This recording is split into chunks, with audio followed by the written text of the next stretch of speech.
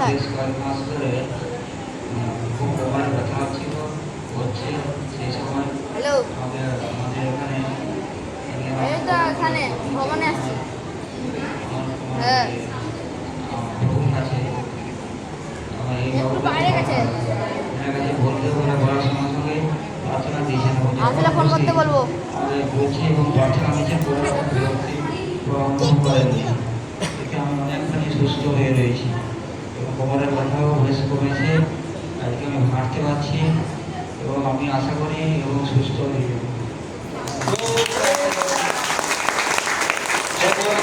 তিনি অনেক মানুষের সেবা করেছেন, অনেক রোগী সুস্থ করেছেন। আজ নিজে রোগী হয়ে কার কাছে আসছে? প্রভুর কাছে, সবচেয়ে বড় ডাক্তার। হালেলুয়া। আমি বিশ্বাস করি আজ এখানে আসাতে আজ এনার জীবন বদলে যাবে ঈশ্বর থেকে নামতে।